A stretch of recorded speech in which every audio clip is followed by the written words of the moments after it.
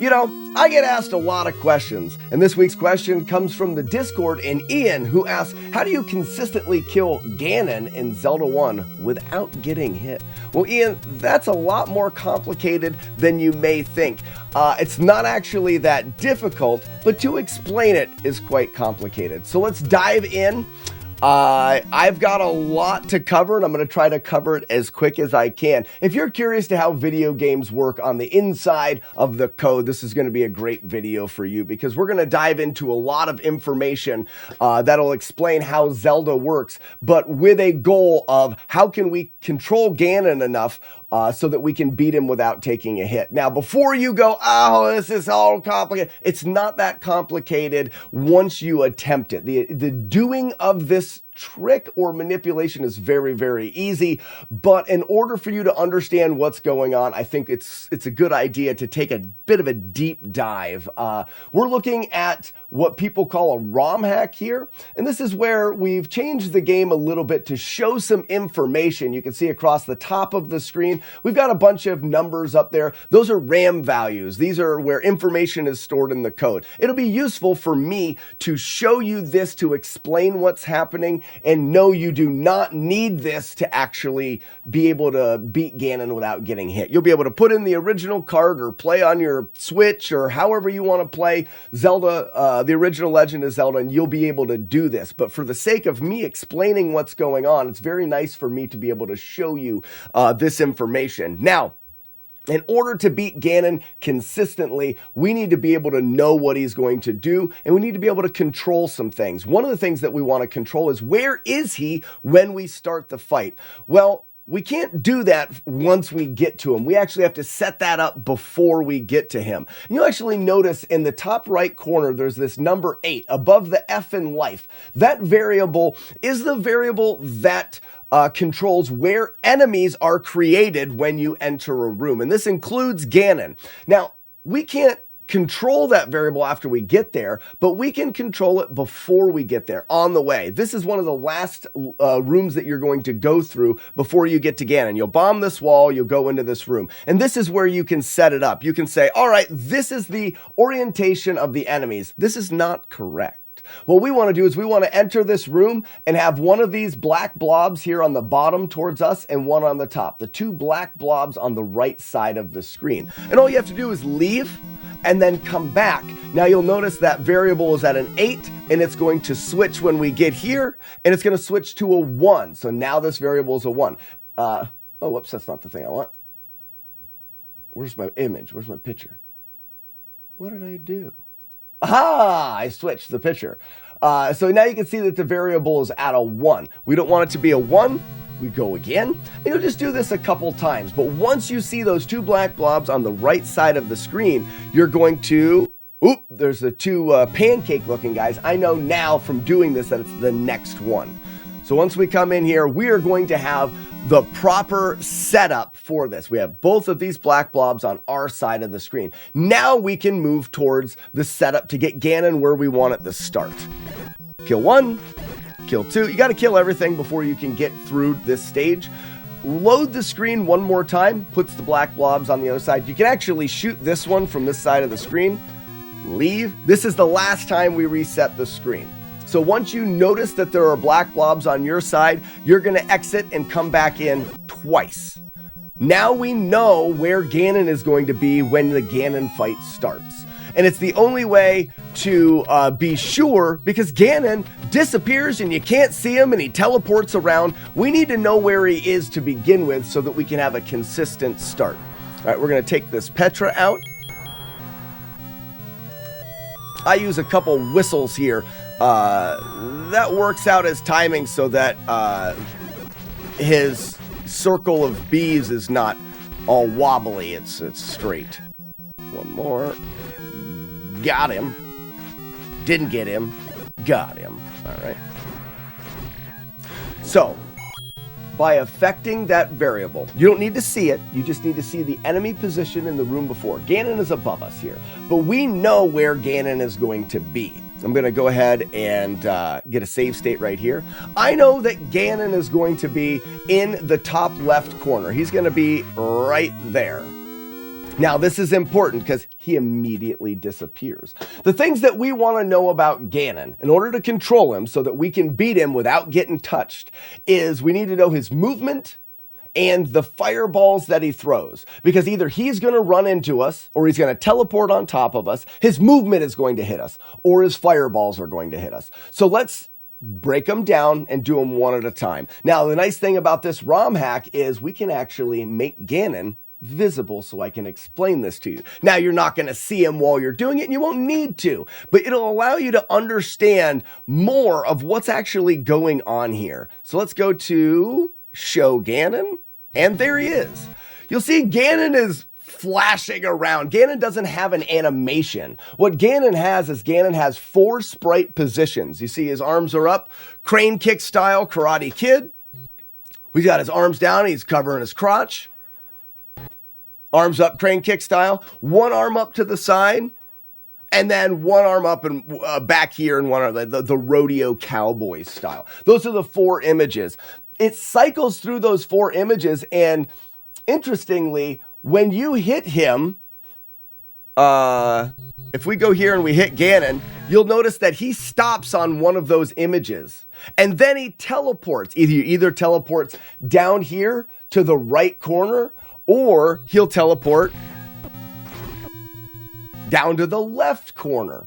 And where he teleports is dependent on which frame you hit him. Which image was he in when you hit him? 2 of those images will send him to the lower right. 2 of those images will send him to the lower left. You don't ever see those images until you hit him because he's invisible. What we want to do, now that you understand how the teleportation works, that's the randomness in the teleportation. We're not going to have to worry about that. What we want to do is we want to start this fight off. He's going to be in that upper left corner. We're going to come over here to the right a little bit and let him throw a fireball. That way we can move up and dodge that fireball. Let me show Ganon again. And now we're going to move in a square pattern. And you'll notice that Ganon moves in this pattern and follows us. And the reason for this is there is a timer that tells Ganon after X amount of time, you need to turn towards Link. And that timer goes off at the same point every time. So all we have to do is continue to walk in a square here and Ganon will follow us. Now that timer is right here. And that's why it's nice for me to be able to show you right there. See how that keeps ticking? Every frame the game goes, that ticks up. 60 frames a second. And that is the timer that Ganon is using. I misspoke. A timer like that is the one that Ganon is using to make his movement. When we pause the game, Ganon's movement and his timer pauses. So we can pause the game and unpause the game, and it's not going to affect Ganon's movement. Now you'll also notice that Ganon's fireballs are also being thrown at the same time. So he's turning at the same time, but look, right here, fireball from the top straight down. And then he turns 4 times and throws 4 fireballs. They're actually in sync with each other. They're always the same. And that's what we're actually going to use to make this fight consistent, because the problem with this fight is not Ganon's movement. That's very easy to manipulate. It's not Ganon's teleportation, because we can actually stop that. The thing that's the problem is the fireballs, because the fireball timer is this timer. It never stops when you pause the game, and it is continued, or it is continuous from the start of the game. There's no way to know. But what we can do is we can manipulate it by pausing the game. So first off, let's show how we're going to manipulate the timer. And then I'll show you the final trick, and that's how we're going to keep him from being able to teleport. So what we want to do is we want Ganon to throw what I call a strike. We want him to have that fireball that goes right down the middle. Now you'll notice Ganon's fireball is actually a little bit on the left side, right? If we go here, down the middle, it's a little on the left side. Now, if I pause the game, Ganon's movement's going to stop, but that fireball timing is not going to stop. So if I pause and unpause the game quickly, now Ganon's fireball moves to the right a little bit. You see that? Now it's not on the left side, it's in the middle. I can actually do it again, and now Oop, let me get around to it. You'll see it's moved a little bit farther to the right and it's on the right side. Pause and unpause again, and that fireball is even farther to the right. So by pausing and unpausing the game, we can affect the location of the throws of his fireballs. What we want to do, like I said just a minute ago, is we want him to get a strike. Now, some people don't like this. They think pausing and unpausing the game to manipulate it is a bit cheaty. So you don't have to pause and unpause the game. That's why we've got the whistle out here. You'll notice you can use the whistle. So is he throwing us a strike? He's not throwing us a strike. Boo! No strike. Blow the whistle. The whistle will stop his movement, but not the fireballs. Is he throwing a strike? Ooh, almost. Blow the whistle again. And we can just use the whistle to augment the timing. There it is. We've got a strike, one that's going right down the middle. So now we're not pausing the game. We're using a part of the game, the whistle, to actually change the location. The reason why the location of the fireball is so important is because if we know he's throwing one there, we can hit him every time. You see how I dodged to the left just a little bit and I could have hit him right there. But before I hit him, the next part is the part that's very important. When you hit Ganon, he will pause for a period and be stunned, and then he will teleport. But when you blow the whistle, you stop all of the movement of the game. So if we stab Ganon, hesitate a little bit, and blow the whistle, we can actually keep him from being able to teleport. And that is the secret here. Ready? Throw, stab, whistle. And he doesn't teleport, he stays right where he is. And now he's in that same pattern. We'll see if he's got another strike for us. Strike, stab, whistle. That's essentially what we're going to do. Strike, stab, whistle. And that's how we can beat Ganon and control the whole fight. And you may be saying, well, this is easy enough because you can see Ganon. That's an easy enough strategy because you can see him. Well, let me show you from the beginning of the fight without being able to see Ganon. We're going to start the fight off. He is going to be in the upper left corner. We know this because earlier on we set that screen. 2 screens ago, we set it up to know where the spawn variable... Oh, I did that again? It's the wrong picture. Right here, where this spawn variable is going to be. You won't see this number, but you'll know where it is because of the location of the enemies. By manipulating that, we know Ganon will be in the upper left. When Ganon first shows his face, we're going to move off to the right a little bit. Wait for a fireball, and then we're going to get in that square movement pattern and see where he's throwing the fireballs. Then, if we need to adjust the fireballs so he's throwing a strike, we can just use the whistle until he's throwing one right down the middle. Once he starts throwing one right down the middle, we can dodge the middle strike to the left, move up and stab him, run to the right, and use the whistle, and then repeat that pattern. It should look something like this. We'll see if we can do it easily. I don't know. Let's find out. Loads in on the top left. Wait for a fireball. Dodge. Now here's the pattern. He is not throwing a strike. Let's throw a whistle in there. There he is. Is he not throwing a strike?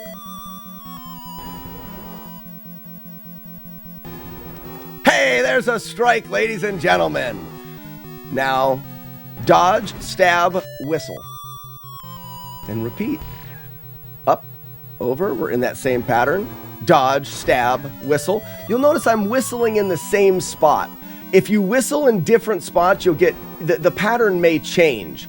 But if you whistle in the same spot, I'll show you, it's right there, halfway in those tiles, his pattern will stay the same every single time. And it'll allow you to just repeat 4 times, switch to the silver arrows, and ladies and gentlemen, you've beaten Ganon in Zelda on the Nintendo without taking any damage, but most importantly, you've done it controlled. This is something that is very repeatable. Something where you don't have to have a bunch of skill. You've got a bunch of knowledge that'll allow you to show this off to your friends. Show your buddy you're playing Zelda and be like, look at this. I bet you I can beat. Here's a bet that you can have to win some money. I bet you I can beat Ganon without ever getting hit. All right, ladies and gentlemen, I hope you enjoyed this explanation. If you have any more questions about a part of a Nintendo game, a part that you think is really difficult and you want to know how you can do it easier, a part that you think would be impossible to do without getting hit, or just a part of a game that you want to understand how it works, please ask your questions in the comments of this video or join the Discord. You can ask the questions there, or just join in on the live stream and ask me live. I love talking about these old games. I love finding new things out. This is a passion of mine and I enjoy sharing it with you guys. All right, until next week, have a great week and we will see you next time. Bye-bye.